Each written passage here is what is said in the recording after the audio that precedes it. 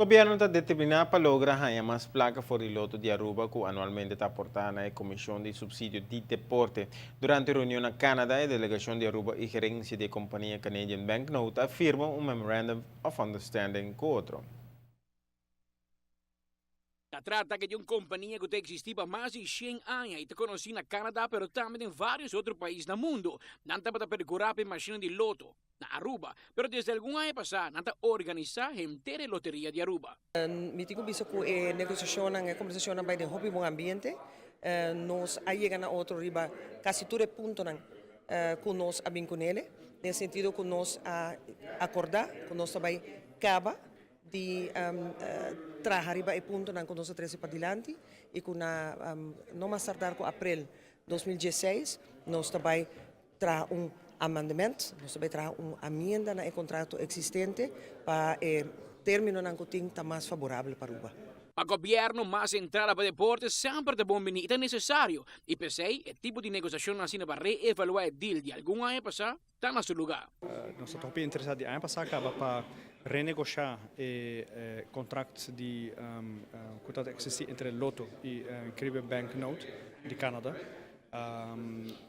Vamos realizar bom sei que o tempo que o deal agora será. O opinião lubida para nós bom para refrescar a memória do povo que a situação financeira de Lotto estava deplorável tempo. Dori vamos mal manejo, Lotto tempo tem milhões e milhões de débito e não tem uma maneira para resgatá-lo. E me serviço danke na Canadian Banknote que toma risco de a carga risco financeiro e do bom manejo que tem de bestuur no momento aqui plus de direção de CBN Aruba NV bota mira que está trazendo seu fruto não foral do garantizando cada vez 3,5 milhões florim para deporte e último ano bota cada vez que tem surplus substancial que também está guardo dentro do mundo de deporte e produto que bota que esse é resultado também que o manejo também mais melhor no deporte e que aqui nós temos 5 candidatos 5 deportistas baiando Rio 2016. Canadian Banknote mas contente que a loteria de Aruba e de Clapa siga expandindo a atividade. Crescimento também é parte do plano, mas custa mais sustento financeiro na boa causa na comunidade, entre outros em deporte. In the lottery business specifically, we run lotteries for over 10 countries, primarily in the Caribbean and Central America. I mean, Canadian Banknote, we've been around since 1897. Our strategic markets include printing currency. We do all the currency for Canada. We recently redesigned our printing currency for New Zealand. We do driver's licensing systems. We do driver's licensing systems in Canada. We do it for New York State, for Virginia, and for many other states in the United States.